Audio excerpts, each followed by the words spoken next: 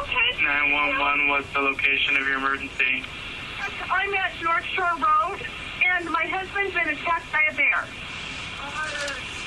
He's dying.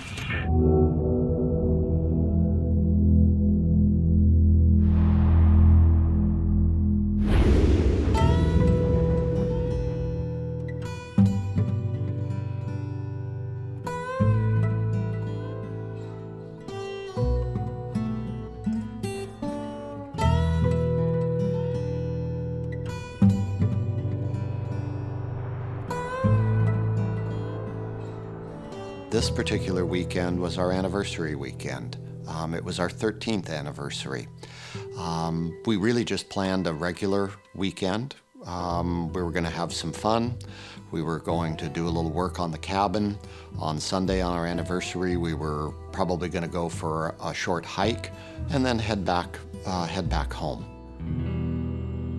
As we were driving and coming down to the cabin that night, probably around 7:30, 8 o'clock at night, we were maybe a mile away, and I said to my wife, we really do need to be on the lookout for bear this weekend because there have been reports of a lot of bear in the area. I, of course, promptly forgot my own advice once we got there because we just fell into our normal routine of getting ready, getting beds made, food put away, clothes put away. It was just kind of a normal time, and we fell into our normal routine. Nighttime is my time for taking the dogs for a walk. I always take them, and I always enjoy it. It's very dark. There are very, very few street lights, so I always take a flashlight or a headlamp along with me.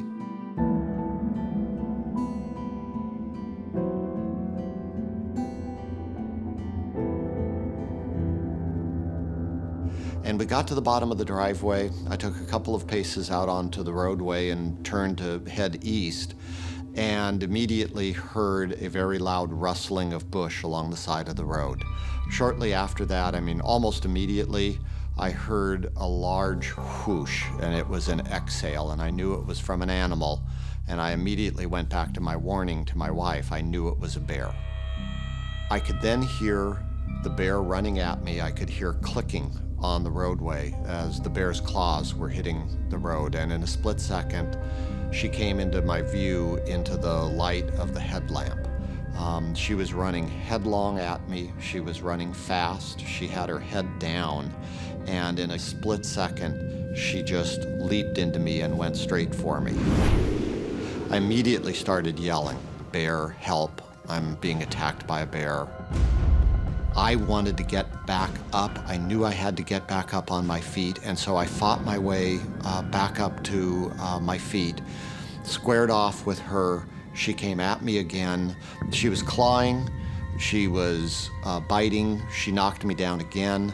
We probably fought for a couple of minutes down on the roadway, and there was just this momentary lapse.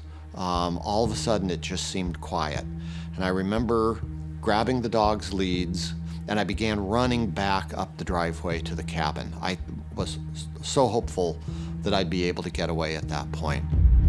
We then just went through this horrific fight in the driveway.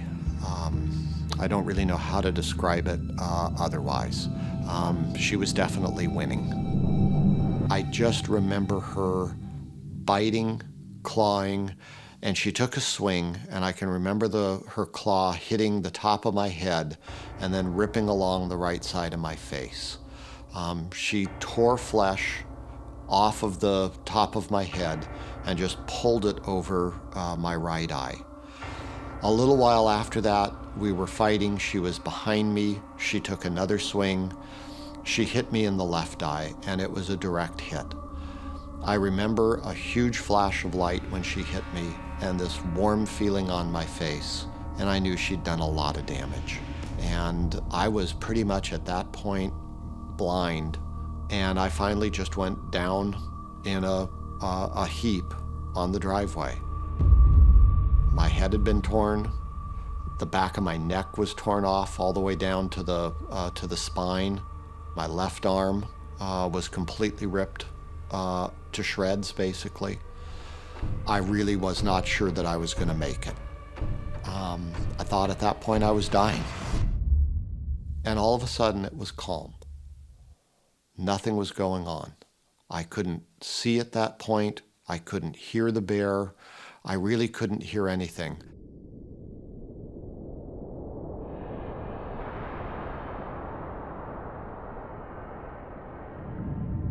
I think the bear left because it had pretty much subdued me at that point. I was lying in a heap in the driveway, and I think the bear turned her attention to the dogs. I don't know whether they ran at that point or whether they had run earlier, but I think the bear began to track the dogs to the back of the house.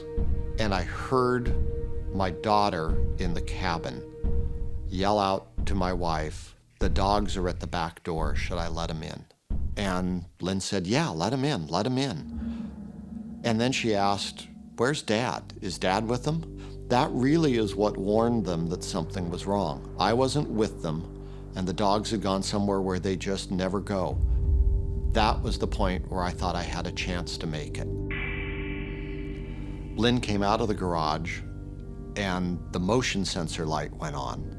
And when the light went on, she could see to her left that there was a large animal there. She thought it was a dog. She took a couple of steps, and she realized it was a bear. The bear saw her and jumped up the retaining wall and went around the back of the cabin. She came down the driveway, Lynn did, came down and found me there lying in the driveway. She had the telephone. She had just connected with the 911 operator and was trying to tell them what was going on, was really trying to figure out what was going on. John, are you okay? 911, what's the location of your emergency? I'm at North Shore Road, and my husband's been attacked by a bear. His head is dying. Honey, just a minute. Oh, God, his head is all bashed. She took off her shirt and put it over my head. That was all the protection that she had at that point. Sweetheart, are you there, John? No. Okay, honey, you just hang in there, sweetie. Just keep breathing, honey. Keep breathing. Oh.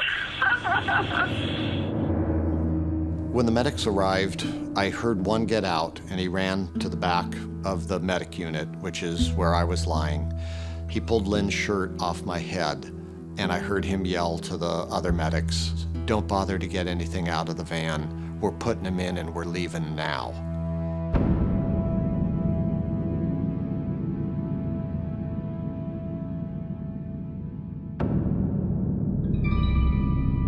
She tore from up here all the way down across my right eye, and that was hanging down.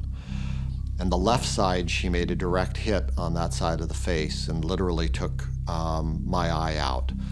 The back of my neck, she actually clawed and bit all the way down to the spine. The doctor said the spine was exposed and my head was hanging at an odd angle. She just basically ripped my head and my face almost off.